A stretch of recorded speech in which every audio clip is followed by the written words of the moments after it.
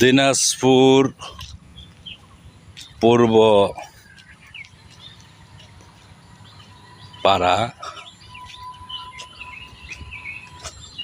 আসলাম হলো একটা মন্দির দেখার জন্য। একটা অনেক বড় একটা জায়গা, পরিবেশটা অনেক সুন্দর, অনেক বড় একটা পরিবেশ। তে আসলাম, দেখে যাই কি অবস্থা আছে মন্দিরের। অনেক বড় বড় গাছ টাছ এখানে আছে।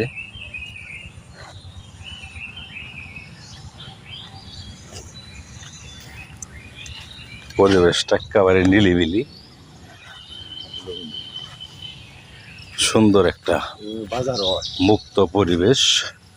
হয়তো বা এই জায়গার ভিতরে এই এতটা মানুষ চলাচল নাই। আর এই জায়গাটা যদি আমাদের গাজীপুরের ভিতরে থাকতো তাহলে হয়তো বা এই জায়গায় অনেক ধরনের অনুষ্ঠান পরিচালিত হইতো।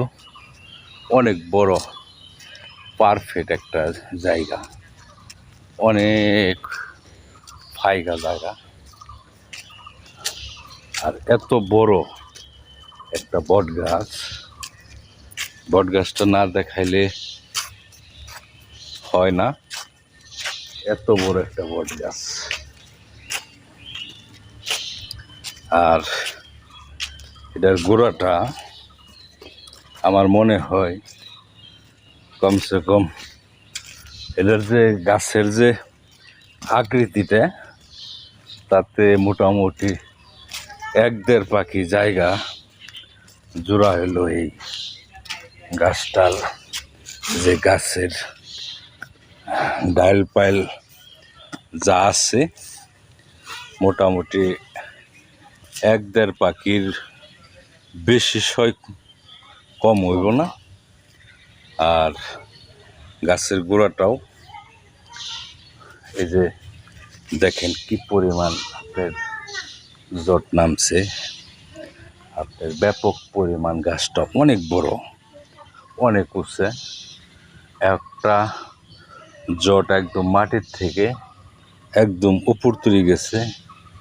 তাতে মোটামুটি হয়তো বা আমার একটা ধারণা 200 ফিটের উপরে হবে একটা এই ডালের থেকে জট নামছে। আর জায়গাটাও চতুর্পাশ দিয়ে গোল করে রাউন্ড করে টাইলস করে দিছে। মানুষ এখানে এসে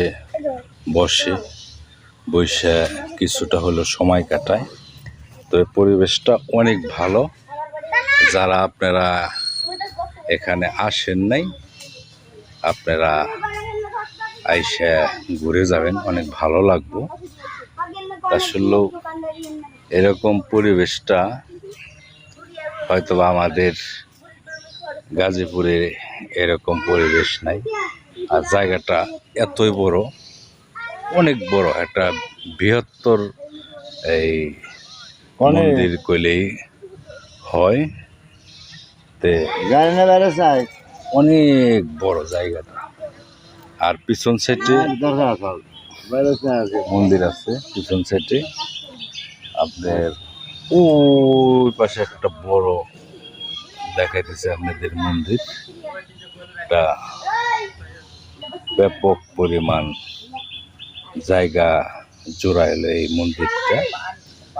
আপনারা আসলে এই জায়গাটা এসে ঘুরে যাবেন, আশা করি অনেক ভালো লাগবে। আর